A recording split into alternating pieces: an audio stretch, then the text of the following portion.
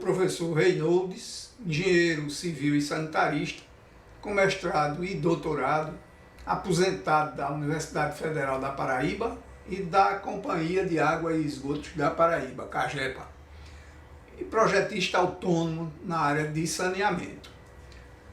A gente vai apresentar um curso completo sobre sistemas de abastecimento de água, tá? Que é a disciplina que eu ensinei nos cursos de engenharia civil e de engenharia ambiental. Tá?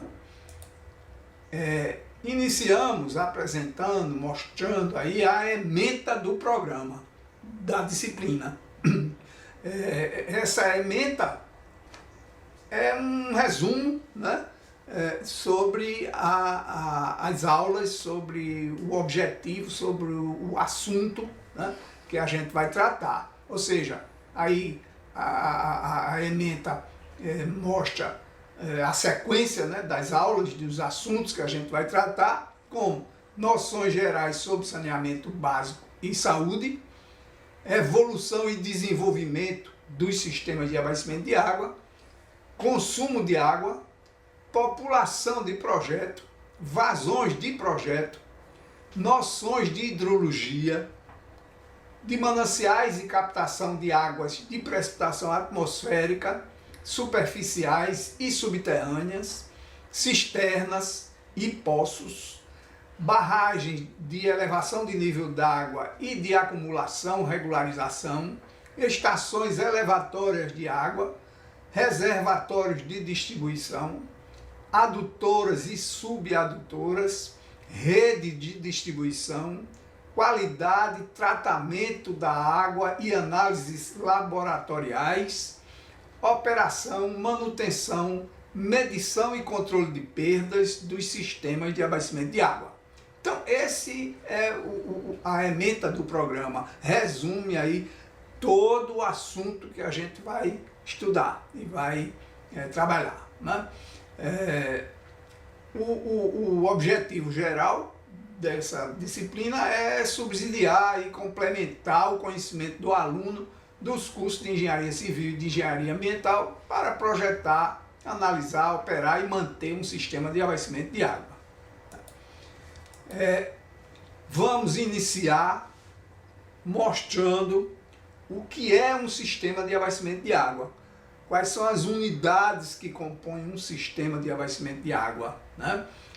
Esse esquema que está apresentado aqui no primeiro slide, né? Esse esquema de uma cidade abastecida por um sistema de abastecimento de água, né? Então a gente vai mostrar aqui quais são as unidades que compõem um sistema de abastecimento de água em qualquer lugar, né? Em qualquer país, em qualquer região do mundo. São sempre as mesmas unidades que compõem esse sistema. A gente inicia normalmente a descrição de um sistema de abastecimento de água pelo manancial, que nesse esquema daqui a gente está vendo que é formado por um rio que desce a encosta, né, aqui do morro e é barrado, né, aqui nessa seção final do curso d'água. Então essa barragem ela forma um lago, né, acumulando a água do rio que vem descendo da encosta e propiciando condições para que se capte essa água. E aí vem a segunda unidade do sistema, que é a captação, né? Que é, nesse caso aqui, representada simplesmente por essa tubulação, né? Esse tracinho aqui, que é representar a tubulação, que vai captar, atravessa a barragem aí, ó, e vai coletar a água do lago que foi formado pela barragem, né? Então essa primeira unidade do sistema, que é o manancial, né, e a captação, nesse caso representada por uma captação e um manancial de superfície, né? Mas evidentemente que ao longo do curso a gente vai ver essas unidades todas em detalhe, né? e ver a variação, a variedade que pode existir tanto dos mananciais como das formas de captar água desses mananciais, né? Aqui para mostrar basicamente um sistema de abastecimento de água que é formado por essas unidades, né? O manancial e a captação. Em seguida, essa água captada é transportada, né, por uma tubulação que tem uma denominação especial, né, de adutora. Então a adutora, por quê? É a tubulação que aduz, né, que transporta a água de um ponto para outro. Nesse caso aqui, essa adutora, né, é uma adutora que vai transportar a água do manancial para a estação de tratamento, que vai estar posicionada aqui embaixo do morro, né? Então, esse transporte, nesse caso, está exemplificado aqui, é um transporte que ocorre por gravidade, né? Que o manancial e a captação estão mais elevados, estão em cota topográfica mais alta do que a estação de tratamento, que está aqui na parte baixa. Então, essa adutora, essa tubulação que faz o transporte da água nesse percurso, é nesse caso uma adutora que funciona por gravidade, né? E transporta água bruta, né? A água captada aqui no manancial, como ela está na natureza, ou seja, ela está em estado bruto, né? Essa água transportada por essa adutora vem para a estação de tratamento, que seria essa outra unidade, componente do sistema de abastecimento de água, que é o tratamento de água, né, a estação de tratamento de água, e que tem o objetivo, tem a função de adequar essa água bruta para a água potável, né, tratada. A água potável, ela é regulamentada, regulada, né, normatizada através do padrão de potabilidade, que é uma relação de características, né, e substâncias que a água pode conter até determinados níveis, sendo considerada potável. Ou seja, a captação da água bruta aqui, ela vem com determinadas características e substâncias que podem ocorrer em níveis, em valores superiores àqueles estabelecidos no padrão de potabilidade, né? E aí a estação de tratamento vai adequar, reduzir essas quantidades dessas substâncias que estão acima do padrão de potabilidade, no caso do Brasil, estabelecido pelo Ministério da Saúde e controlado pela Anvisa, né? É o padrão de potabilidade, é uma relação de substâncias e características que a água pode conter até determinados limites, tá? Então, essa é a unidade fundamental de tratamento de água, né? Depois de tratada, essa água, no caso aqui, ó, vai ser bombeada, né, para o reservatório de distribuição que está num ponto mais alto lá. Então, essa unidade é denominada de elevação, estação elevatória, estação de bombeamento, né, onde ficam as bombas que promovem a elevação da água de uma cota mais baixa para um ponto mais elevado, de topografia mais elevada. Essa unidade não é obrigatória a existência dela em qualquer sistema, né? Pode haver algum sistema que funcione totalmente por gravidade, desde a captação do manancial, passa pelo tratamento e vai para um reservatório, ainda tudo por gravidade. Pode, né? Em mananciais de encosta muito elevada, né? De cota muito elevada, o manancial, pode isso tudo funcionar por gravidade. Mas não é comum, principalmente aqui na região do Nordeste e do Brasil de uma maneira geral, né? A gente não tem essas encostas tão íngremes onde tem na Europa ou mesmo aqui na América do Sul, no caso das encostas, por exemplo, dos Andes, né? Então você tem o degelo que forma mananciais que estão numa cota muito elevada e de repente pode fazer todo o percurso por gravidade.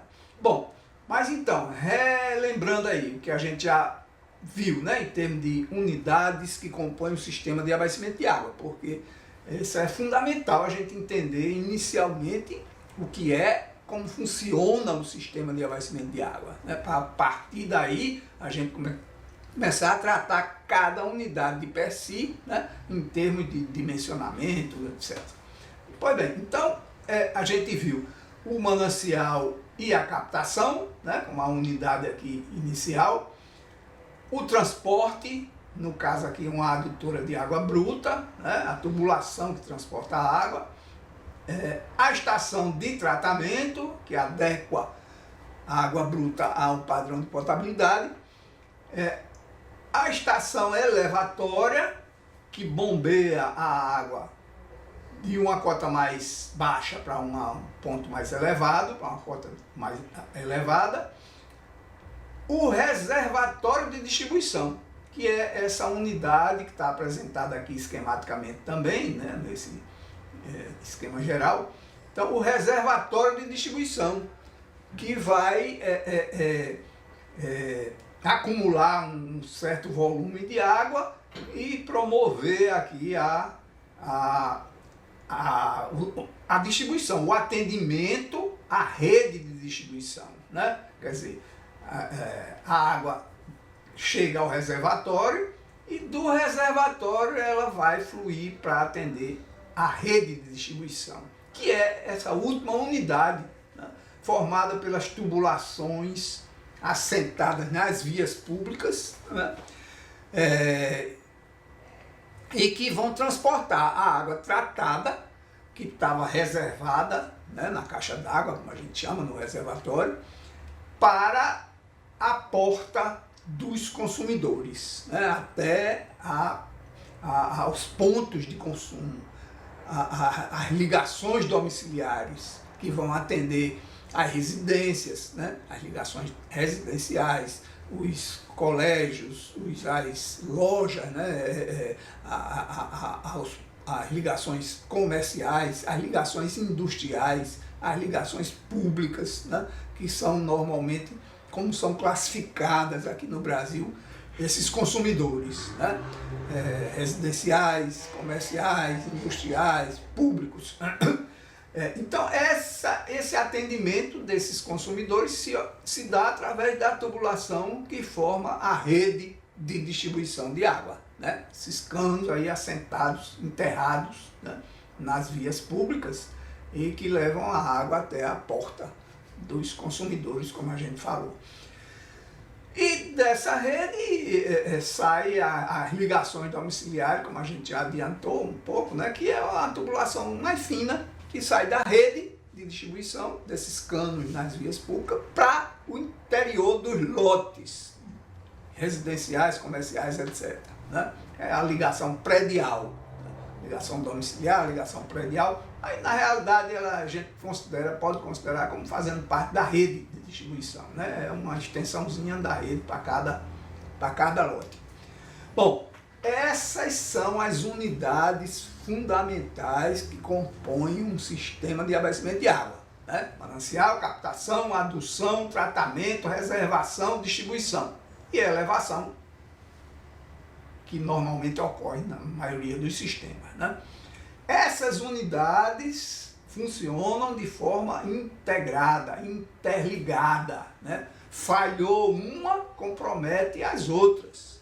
Se falta energia e a água para de ser bombeada aqui na elevatória, o reservatório deve ter uma certa capacidade para sustentar o sistema aí durante algum tempo, mas relativamente pouco tempo, né? Não tem capacidade desses reservatórios para sustentar o sistema, a rede funcionando durante muitas horas, né? Tem que correr para consertar logo o problema que tiver havendo lá nas bombas. Ou seja, são unidades que funcionam de forma integrada, interdependente, né? Daí que formam um sistema, né? Sistema de abastecimento de água. E é assim que ele funciona aqui no Brasil e em qualquer parte do mundo. Claro que, dependendo do tamanho das cidades que são atendidas, esse sistema pode ser composto por várias unidades, por exemplo, vários mananciais, né? Pode ter vários mananciais, né? Várias barragens, sendo atendido uma parte da cidade por um manancial de superfície e outra parte ser atendida através de poços tubulares, né? Que podem ser perfurados para atender, complementar a vazão do manancial de superfície. Ou mesmo um outro sistema. A cidade cresceu muito, né, e foi construído um novo sistema de abastecimento de água que vai atender outra parte da cidade que cresceu em outra direção, em outro local, né, em bairros mais novos, etc. Então você pode ter vários mananciais, consequentemente várias captações, pode ter mais de uma estação de tratamento, pode ter também várias adutoras, né, funcionando de forma, uma por gravidade, outra por recalque, enfim. Você pode ter múltiplos reservatórios, né, que é o mais comum em cidade de médio porte e de grande porte. Você vai ter várias unidades de reservação, né, para atender as diferentes áreas da cidade, as diferentes zonas de pressão, né, cidade que tem uma topografia mais acidentada. Enfim, pode ter várias unidades iguais, mas são sempre as mesmas unidades e funcionam sempre da mesma forma, cada uma delas, e são dimensionadas, projetadas de forma semelhante, né? E é isso que a gente vai passar a estudar, né? Como tratar cada uma dessas unidades em termos de projeto, tá? Então é isso que a gente vai dar continuidade agora, né? Mostrando essa planta de uma cidade pequena, né? Aqui no interior da Paraíba, e que recentemente foi feito um plano diretor dessa cidade, né? E aí está a representação, a planta da cidade, da área urbana e de expansão urbana, né? É essa planta que a gente vai precisar para elaborar um projeto para um sistema de abastecimento de água, né? É a planta da cidade com altimetria, né? Estão vendo aí a topografia, né, representada aqui pelas curvas de nível, de metro em metro, em escala adequada, né? E a planimetria também, né, representada nesse caso aqui, ó, pelo arruamento, né, com o semicadastro, né? Então, a planta da cidade, para a gente trabalhar, para fazer o projeto de abastecimento de água, a gente precisa da planta com altimetria, curva de nível de metro em metro, e planimetria, com semicadastro, né? Que é o semicadastro. Semicadastro, como vocês estão observando aqui, nas ruas, né, tem o levantamento. O semicadastro apresenta os lotes, né, com a testada de cada um. É diferente do cadastro, né, quando eu quero um cadastro, porque o cadastro vai apresentar o perímetro da edificação dentro do lote, né, com as características dessa edificação. Enquanto que o semicadastro apresenta só a testada dos lotes, né? E isso é que a gente precisa para o sistema de abastecimento de água. Evidentemente que nesse semicadastro vai ser destacado, né, apresentado os pontos, as edificações mais importantes, vamos dizer assim, para o sistema de abastecimento de água. Ou seja, aquelas unidades, aquelas edificações, aqueles estabelecimentos que vão demandar mais água, né? Então eles vão ter que ser tratados de uma forma diferenciada no cálculo da vazão que vai atender o sistema. Então, colégios, hospitais, hotéis, enfim, estabelecimentos industriais que podem ocorrer aí na área urbana da cidade. Então, esses pontos são destacados, são anotados no cadastro, no semicadastro apresentado aí da cidade, né? Assim como acidentes geográficos, né? Rios, esse limite aqui, nesse caso especificamente, ó, o limite da área urbana aqui, esse limite coincide com um rio, um riacho que passa aí, desce lá da parte mais alta aqui e limita aqui a área urbana segundo a prefeitura, né? E o plano diretor de lá, né? A área urbana dessa cidade está contida nesses limites aqui estabelecidos, né? Tem essa área, a área do perímetro urbano, e aqui também estão as áreas passíveis de ampliação da área urbana, né? Passíveis de expansão da área urbana. Quer dizer, a área urbana propriamente dita hoje é essa onde tem os arruamentos e está ocupada, né? Mas é preciso, para a elaboração de um projeto, de um sistema de abastecimento de água, você já prevê, né, uma área de expansão, porque a população aqui vai crescer, né, e vai se expandir aqui em direção a outras áreas, né, que vão fazer parte já desse perímetro urbano, vamos dizer, determinado aqui no plano diretor, né? Se não houver um plano diretor, o projetista do sistema de abastecimento de água vai ter que estudar no local, pegar informações no local, com a prefeitura e outros órgãos, para determinar uma área de expansão, né, da cidade. O ideal é que isso seja feito pela prefeitura, né, como essa daqui, no plano diretor. Aí já está determinado, né? A gente vai ver quando for estudar a rede aí, né, que nesse plano diretor, além de determinar essas áreas de expansão urbana, ele já limita um zoneamento de ocupação, como é que vai ocorrer, né? Segundo o plano diretor, área para indústria, etc, né?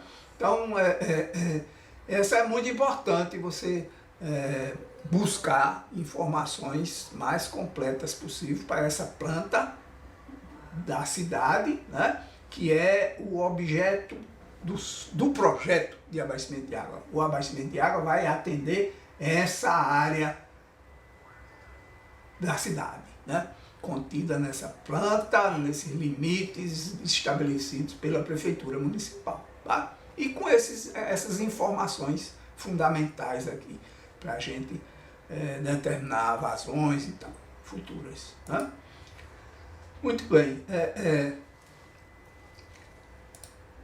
A primeira unidade que a gente vai estudar no sistema de abastecimento de água vai ser o reservatório de distribuição, tá? Essa unidade funciona de forma integrada, interligada com a rede de distribuição. Daí porque se reúne, né, dois subgrupos de unidades chamados subsistemas no abastecimento de água. Então a gente tem, voltando aqui só para ficar bem claro, a gente tem os sistemas de abastecimento de água que a gente nomeou e descreveu e falou, né? Mas esse sistema pode ser agrupado em dois subsistemas que funcionam, vamos dizer, claro, de forma interdependente, né? Porém, que podem ser tratados na elaboração do projeto do sistema de abastecimento de água, eles podem ser tratados independentemente um do outro, né? Ou seja, o subsistema de produção reúne essas unidades aqui, ó, de manancial captação, transporte, tratamento, elevação, até chegar no reservatório, né? Transporte da água até o reservatório de distribuição. Então, esse conjunto de unidades aqui formam o subsistema de produção. É um conjunto de unidades que vai produzir a água tratada, né? Entregar, colocar no reservatório de distribuição. Então, o manancial, por exemplo, a gente tem que começar logo, vamos dizer, no início do projeto, né, do sistema de abastecimento de água, estudar, definir o manancial, e aí essas outras unidades, e até chegar no reservatório. Enquanto que o reservatório e a rede de distribuição formam um outro subsistema, o sistema de distribuição, né? Ou seja, a água no reservatório vai fluir e atender a rede. Então a gente pode estudar no início, né, do projeto essas duas unidades interligadas e ao mesmo tempo está estudando o subsistema de produção, procurando um manancial que vai atender aquele... E quando eu fixei aqui a posição do reservatório, automaticamente eu vou transportar, produzir essa água e deixá-la aqui nesse ponto, né? Então eu posso dimensionar todas essas unidades aqui. Ao tempo em que determinei a localização do reservatório e de posse daquelas informações da rede de distribuição, a gente pode dimensionar a rede e o reservatório. A gente vai ver que o cálculo, né, a posição do reservatório de distribuição é determinada em função do cálculo da rede de distribuição, né? Quando a gente calcula a rede, vai chegar no cálculo dela no reservatório. Que posição, que cota, o nível da água precisa ficar nesse reservatório para atender a rede com as pressões, etc., as vazões determinadas no projeto da rede. Vamos iniciar, como eu disse, o dimensionamento, o cálculo do projeto propriamente dito, né, com a rede e o reservatório. Vamos iniciar por esse subsistema, como eu falei, né, reservatório e rede de distribuição.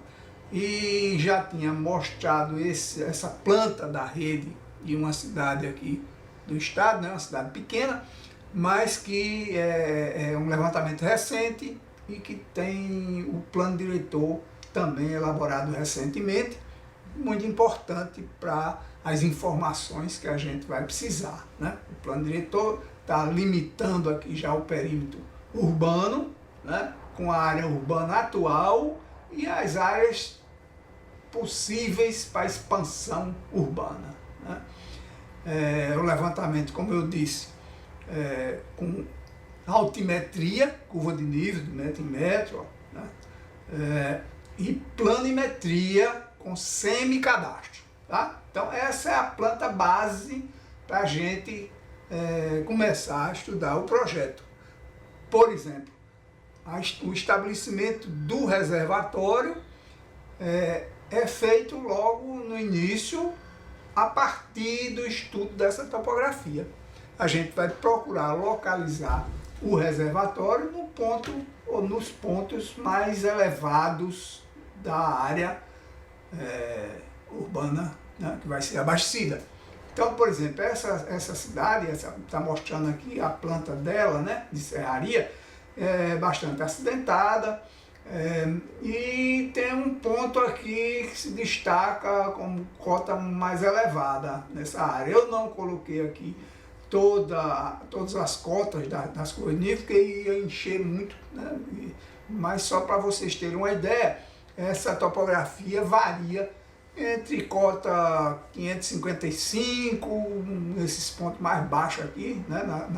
No final do riacho aqui, ó, né? Que atravessa a área urbana, até cotas nessa área, né? Que tem um mirante, que tem cota 650 mais ou menos, né? 600 e pouco.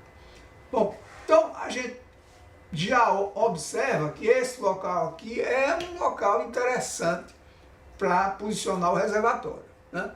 Então, esse é o primeiro passo, a gente estabelecer o local do reservatório, depois vai traçar a rede, né, a área de expansão, definir, né, já está nesse caso definida lá no plano diretor, a gente vai ver mais adiante, quando for estudar a rede propriamente dita, e vai calcular a rede, dimensionar até o reservatório, né, e vai chegar no cálculo da rede com a cota do nível d'água do reservatório.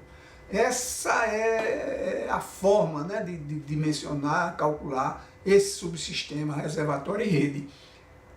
Lança a rede e o reservatório e aí dimensiona a rede, calculando os diâmetros das tubulações, as perdas de carga com a vazão em cada trecho e vai acumular essas perdas de carga até a posição onde está o reservatório. E aí vai chegar nesse local com a cota do nível d'água que deve funcionar para atender essa tubulação, com vazões calculadas e perdas de carga chegando nos pontos mais extremos, mais desfavoráveis da rede, com uma pressão mínima, né, estabelecida por norma e que é condicionada pela posição do nível d'água do reservatório. Tá? Esse é o subsistema, reservatório e rede. Funciona assim, interligado, interdependente, porque são calculados dessa forma, né? Calcular a rede e vai chegar com a rede, com o cálculo da rede até o reservatório, o nível d'água do reservatório, que é quem vai condicionar as vazões que vão descer do reservatório, percorrer as tubulações da rede, com respectivas perdas de carga, chegando lá nos pontos mais distantes da rede, com uma pressão mínima, garantida pela cota do nível d'água lá do reservatório. Tá? Isso para ficar o entendimento, né, do funcionamento e do dimensionamento desse sistema. Agora, para a gente começar a fazer o dimensionamento dessa rede, né, a gente precisa determinar as vazões necessárias para atender o sistema de abastecimento de água. Então, o primeiro ponto, né, comum, tanto para o subsistema de distribuição como para o de produção, ou seja, para eu pesquisar o manancial, né, achar um manancial que vai atender essa cidade, eu preciso determinar qual é a vazão necessária para atender essa cidade. Né? Determinada essa vazão, eu vou procurar um manancial, uma fonte produtora de água, seja de superfície, ou subterrânea, ou atmosférica, de precipitação atmosférica, enfim, uma fonte que possa assegurar o fornecimento daquela vazão necessária para atender aquela população naquela cidade. Tá? Esse é o dado, vamos dizer, básico para os dois subsistemas, né? Para o sistema de abastecimento de água como um todo. Então, vamos começar a olhar, a estudar os parâmetros para chegar para ao dimensionamento, ao estabelecimento dessas vazões de dimensionamento do sistema de abastecimento de água, né? Como é que isso como é que a gente estabelece, define essas vazões, né? É o passo fundamental. Então, como a gente pode ver aqui, né? As vazões de dimensionamento do sistema de abastecimento de água, elas são função, né? São estabelecidas em função de alguns parâmetros que precisam ser determinados, né? A população que vai ser atendida, população futura que vai ocupar essa área urbana da cidade, né? Então eu preciso estabelecer qual é essa população que vai ser atendida, né? Esse é o dado, vamos dizer, primeiro, fundamental. E como é que eu vou estabelecer essa população? Porque a população que eu tenho, né, definida aí na cidade é a população atual, né? População que ocupa a área urbana atual. E essa eu tenho nos censos ou mesmo nos levantamentos periódicos definidos lá no IBGE, né? Mas eu preciso da população futura, a população que vai habitar essa cidade dentro de um período que a gente chama de alcance do projeto, né? Um período que no Brasil normalmente é estabelecido como 20 anos, né? Mas isso não é obrigatório, né? Pode o contratante, seja a prefeitura, ou uma empresa estadual, o governo, etc., pode definir que eu quero um projeto para o sistema de abastecimento de água daquela cidade para atender um período de 30 anos, né? E aí o projetista vai fazer o estudo dessa população para daqui a 30 anos. Qual vai ser essa provável, né, população? Eu digo provável porque o crescimento populacional não é um fenômeno físico determinado, né? Quer dizer, o crescimento populacional é um fenômeno, uma ocorrência que é função de muitos aspectos, né, socioeconômicos que determinam o ritmo de crescimento da população de cada localidade, de cada cidade, de cada região, de cada país, etc., né? Então é um fenômeno, é um estudo que precisa ser feito levando em consideração todos esses fatores, né? Tem uma metodologia, inclusive, que a norma de estudo, de concepção do sistema de abastecimento de água determina para você seguir para calcular essa população futura, né, de uma cidade.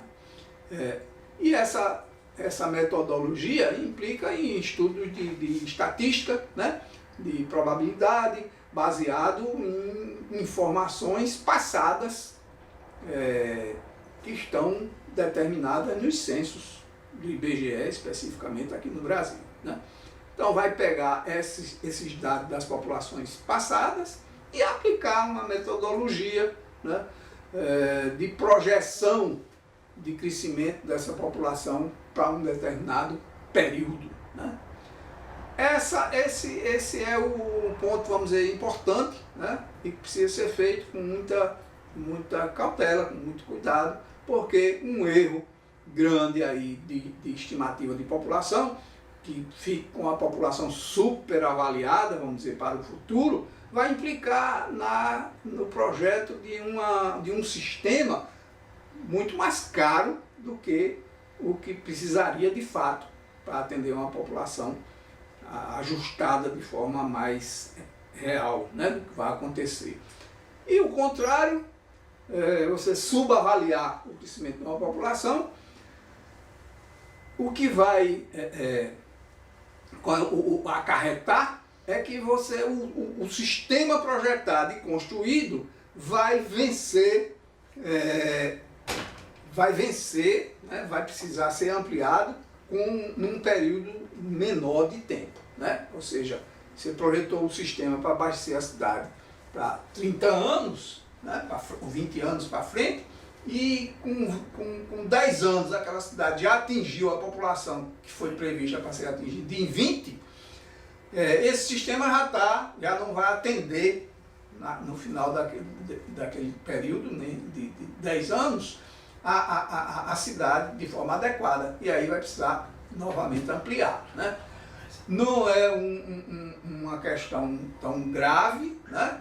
Porque se o sistema for bem controlado e avaliado, vai observar que está precisando fazer nova ampliação. tá?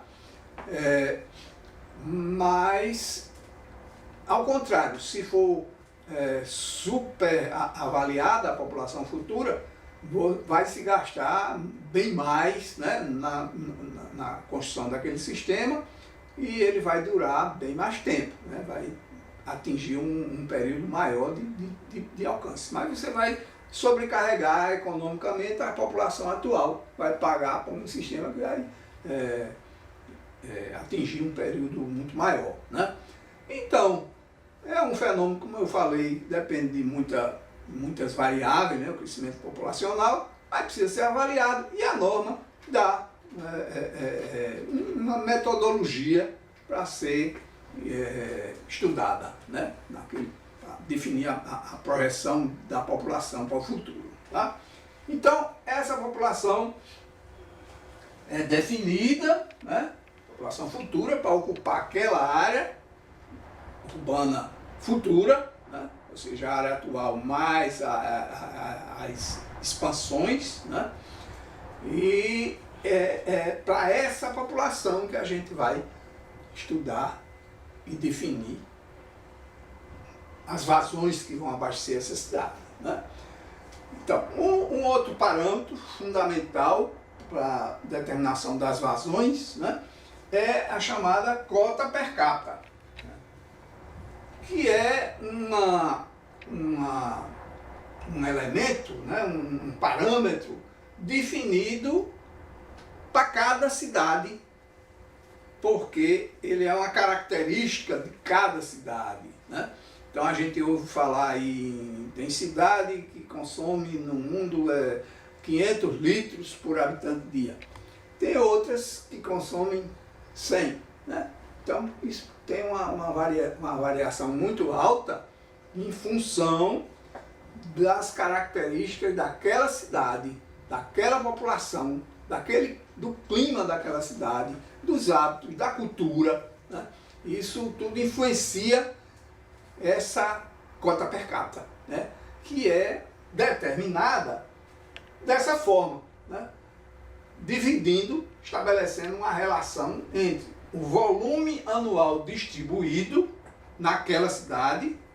Então, para isso, a gente tem que ter um sistema que está lá funcionando. A gente vai projetar uma ampliação, normalmente, do sistema, né? A cidade já tem, em geral, água. Mas, enfim, se ela não tiver ou não tiver os dados, né, controlados, medidos naquela cidade, a gente pode usar esse dado de uma cidade semelhante, né, de características socioeconômicas, clima semelhantes. Então, é isso que a norma recomenda, né? Seja estabelecida essa cota per capita para cada cidade, ou se não houver informações, adotar de uma cidade semelhante. E como determina essa cota per capita, como eu estava falando? Relacionando, dividindo o volume anual distribuído, ou seja, toda a água que saiu do reservatório para atender a cidade, né, durante um ano, dividida pela população atendida por aquele sistema, né? Então, se a gente tem uma cidade com um sistema controlado de abastecimento de água, esse volume é medido constantemente, né? Diariamente. O volume que sai do reservatório para atender a cidade. E vejam, observem, o interessante é que essa água que sai do reservatório para abastecer aquela cidade, né, sai do reservatório e vai lá para a rede, é um volume que vai atender todos os consumidores que são interligados naquela rede. Ou seja, essa água que vai atender a rede, aquela rede de distribuição, ela vai atender consumidores residenciais, comerciais, públicos, né, industriais. Então todas as categorias estão sendo atendidas com aquele volume d'água. Não é só a população, né, propriamente dita. Quer dizer, consumo industrial, consumo residencial, comercial, hotéis, tudo que tiver aí, hospitais, serviços públicos, todo esse consumo está contido nesse volume anual distribuído para aquela cidade, tá? E ele vai ser dividido pela população atendida, multiplicada por 365 dias do ano. A população atendida com aquela água. Tá? Como vou determinar essa população atendida, né, com a água lá? Então, a forma normatizada, recomendada inclusive, é essa, né? A população atendida é determinada pela multiplicação da taxa de ocupação residencial, que é determinada para cada cidade aqui no Brasil pelo IBGE. Então, a gente dispõe dessa taxa de ocupação residencial, né, naquela cidade. E aí multiplica essa taxa pelas ligações domiciliares ou residenciais do sistema de abastecimento de água que tem, né, que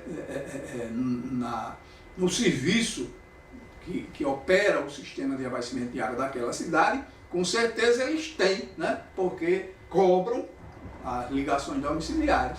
Então, essa taxa de ocupação do IBGE, de cada casa, né, média, multiplicada pelo número de casas que estão ligadas ao sistema, ou seja, essa relação vai dar essa cota per capita. Tá? O volume anual distribuído de água pela população que foi atendida com aquela água. Tá? Isso dá uma cota per capita. Lembrando que essa cota per capita englobou todos os tipos de consumo, não só o consumo residencial, né? Mas ela está rateando, né, pela população todo o consumo que ocorreu na cidade. Essa cota per capita é admitida, né, pela norma como específica daquela cidade, porque ela é função do clima, dos hábitos da população, etc. Né? Então ela é específica daquela cidade. Então a cidade de, sei lá, Serraria foi definida, estudada, né, uma cota per capita que deu 120 litros por habitante por dia. Né? Então essa é a cota per capita de Serraria. Tá? 120 por habitante por dia. Hoje e no futuro, porque ela é função da população, dos hábitos, do clima, etc., locais de Serraria. Tá? Então, já uma cidade média, aqui, por exemplo, na Paraíba, a gente tem alguns dados de cota per capita de 200 litros por habitante dia. Tá? Então, essa cota per capita varia bastante e ela vai ser fundamental para determinar as vazões de dimensionamento do sistema de abastecimento de água. Porque a vazão média diária futura que vai abastecer o sistema daquela cidade, né, ela é determinada dessa forma. A população futura para aquela cidade, que eu estabeleci lá, né, no início, através do estudo do crescimento populacional, como eu falei. Então, é a população futura, vai ocorrer naquela cidade daqui, sei lá, 20 anos, vezes a cota per capita, que foi estabelecida para aquela cidade. Né? Se foi lá 120 litros por habitante por dia. Isso é uma cota per capita, é média, né? Claro. Eu dividi o volume anual pela população atendida, então é uma cota per capita, litro por habitante por dia, é a unidade da cota per capita. Né? Multiplicada pela população futura, eu vou ter, né, dividida por 86.400, que são os segundos por dia, né? E eu tenho o resultado em litro por segundo. A cota per capita vezes a população, dividido por 86.400 segundos, e eu tenho o resultado em litros por segundo, né? Que é uma vazão média diária futura do sistema de abastecimento de água dessa cidade, né? Vai atender a população futura com aquela cota per capita média que foi definida para aquela cidade, tá? Então, essa é a vazão média diária. Ocorre que nos sistemas de abastecimento de água existe uma variação de consumo, né, de vazão ao longo dos dias do ano. Quer dizer, o consumo agora mesmo aqui, vamos dizer, numa cidade como João Pessoa, onde a gente está falando, está no período de inverno, com muita chuva e tal, o consumo é reduzido, é diminuído, né?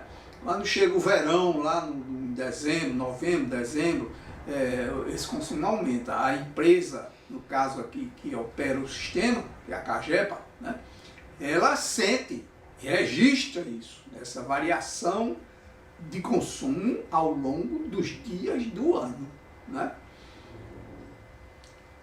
E essa variação tem que ser computada de alguma forma na vazão que vai abastecer a cidade no futuro. Por quê?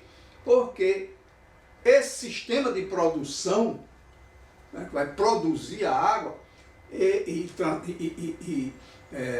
tratar, elevar, entregar lá no reservatório, esse sistema de produção tem que atender a essa vazão que vai ocorrer no dia de maior consumo no futuro, né, no período de alcance do projeto.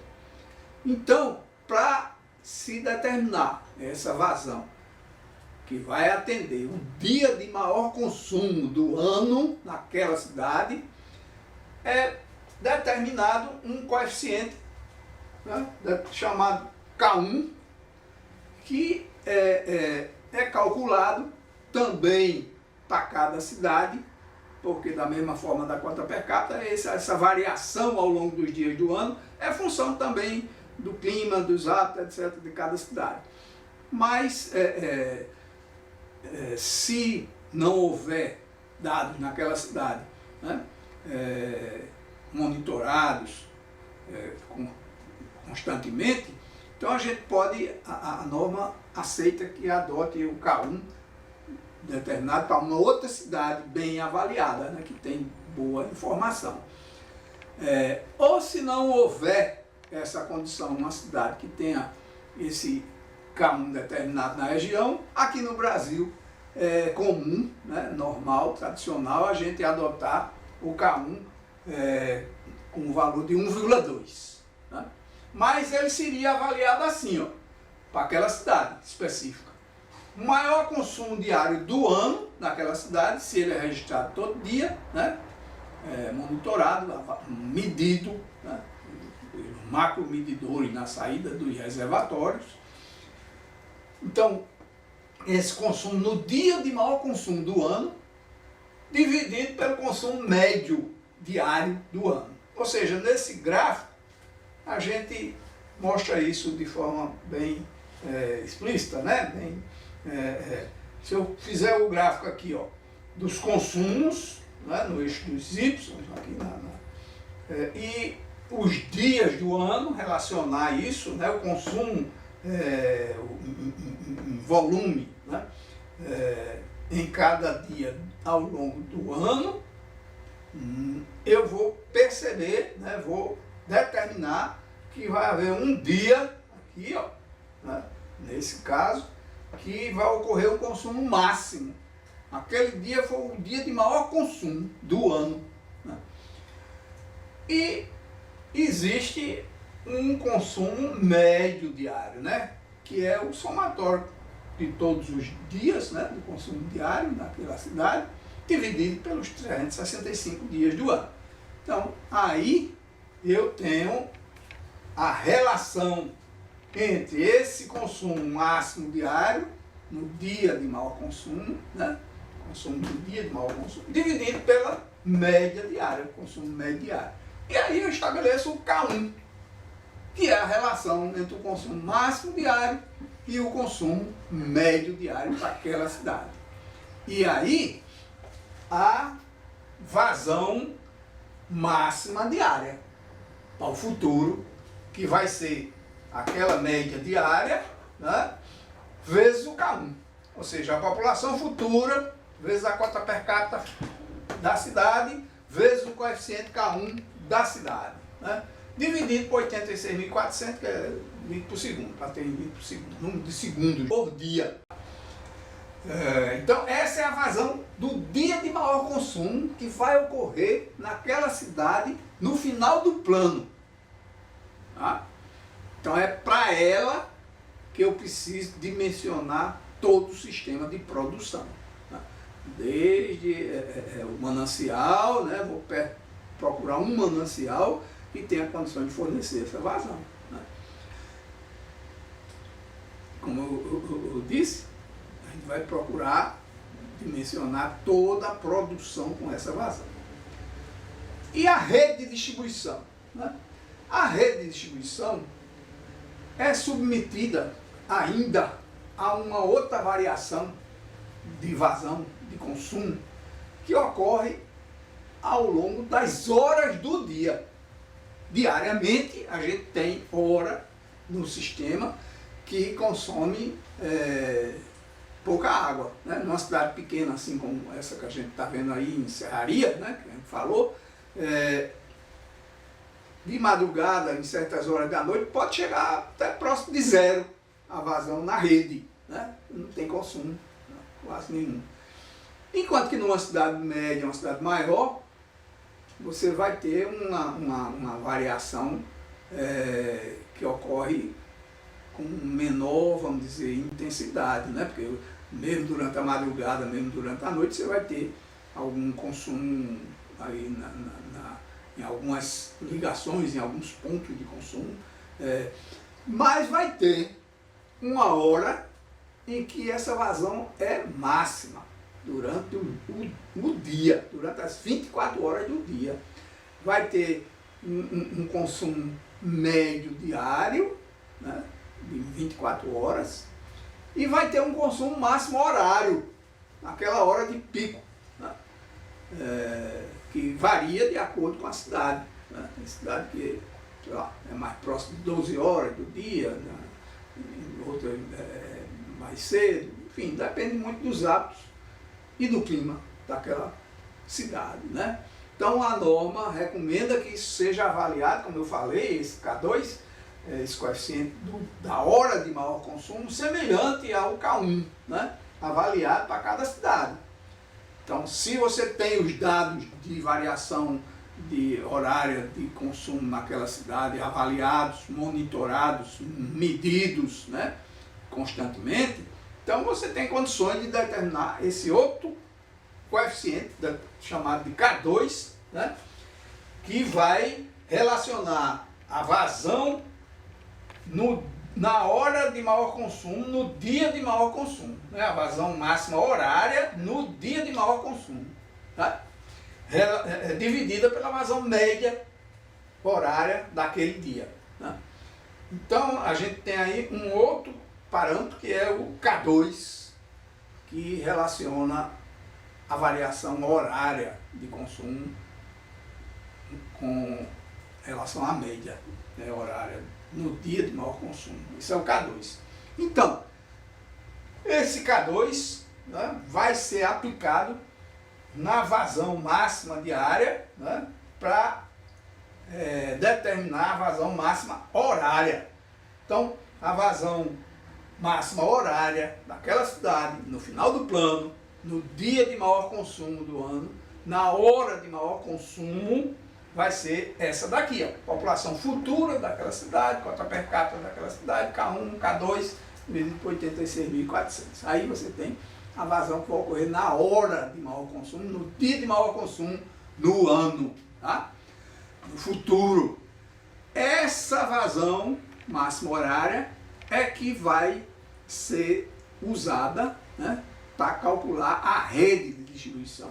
Porque as tubulações da rede têm que ser dimensionadas para fluir essa vazão. Na hora de maior consumo, no dia de maior consumo, lá no final do plano. Tá? A rede de distribuição é calculada com a vazão máxima horária. Enquanto o sistema de produção é a vazão máxima diária. Tá? E aí vai ficar essa discrepância, né? Vamos dizer assim, uma vazão que é a do sistema de produção máxima diária, né? Chegando no reservatório de distribuição constante, né? Porque o sistema de produção é dimensionado para produzir uma vazão no dia de maior consumo no final do plano, né? Aquela vazão vai ter que ser produzida, porque naquele dia vai ser demandado aquele volume na cidade que vai precisar estar à disponibilidade, estar à disposição da cidade, do sistema da cidade, na rede, né? E a rede de distribuição está atendendo uma vazão que vai ocorrer na hora de maior consumo, do dia de maior consumo no final do plano, né? Ou seja, a rede de distribuição na rede, nos canos, na tubulação da rede, vai estar fluindo ao longo das horas do dia. Uma vazão pode ser muito baixa, né? Vai ser bem mais reduzida, e uma máxima horária, naquela hora de maior consumo. Então é uma variação muito grande, né? E no reservatório vai estar chegando uma vazão constante, né? Produzida lá, no sistema de produção. Aí se esclarece o papel do reservatório de distribuição, né? Que está previsto na norma. Ele vai fazer essa compensação entre uma vazão constante que está chegando nele 24 horas por dia, no fim do plano, e uma vazão variável que está saindo do reservatório para a rede, que pode atingir valores desse máximo horário, né, ou valores bem baixos, enfim, vai estar saindo uma vazão variável. O reservatório vai ter que ter um volume tal, né, uma capacidade para armazenar um determinado volume que compense essa diferença, essas variações de vazão saindo e uma chegando constante. Ou seja, por exemplo, nas horas normalmente de madrugada, né, da noite e tal, vai estar chegando do sistema de produção uma vazão constante igual à máxima diária, né, e vai estar saindo para a rede uma vazão muito mais baixa, né, uma hora de consumo mínimo na rede. Então, nesse período, o reservatório vai estar enchendo, né? Vai estar chegando uma vazão maior que vai estar saindo. E, ao contrário, durante algumas horas do dia, a vazão que vai estar saindo para a rede vai se aproximar daquela máxima horária, né? Que é bem maior do que a de produção que está chegando no reservatório. E, nesse período, o reservatório vai estar baixando, né? Só para vocês terem uma ideia, o valor de K1 normalmente utilizado no Brasil é 1,2, como eu acho que já falei. Mas o K2, né, é 1,5. Claro que ele vai ser determinado especificamente para cada cidade, se houver informação suficiente. Se não houver, é o que se adota 1,5, ou seja, 50% a mais, né, do que a vazão que está sendo produzida com o K1 só, né? Então, é uma variação muito forte que ocorre, né? E o reservatório vai compensar isso, né? Enchendo em determinadas horas e secando em outras, né? Flutuando aí o nível d'água dentro dele, entre níveis mínimos e máximos. É isso que é determinado no cálculo do reservatório. Quando ele tiver mesmo com esse nível mínimo no reservatório, a rede, na ponta da rede, na parte mais desfavorável da rede, vai estar chegando a vazão máxima horária, vai estar disponibilizada para chegar com uma pressão mínima adequada também, que é determinada também por norma, né? em torno de 10 metros de coluna d'água, no mínimo, na rede, tem que chegar em qualquer ponto essa pressão, tá? Então, esse é o funcionamento desse subsistema reservatório e rede, e a partir das vazões que vão ser utilizadas para dimensioná-lo. Faremos agora uma pausa, concluindo esta primeira parte da videoaula de número 001, que trata sobre a unidade de reservação. Continuaremos com a segunda parte deste assunto na próxima apresentação. Obrigado.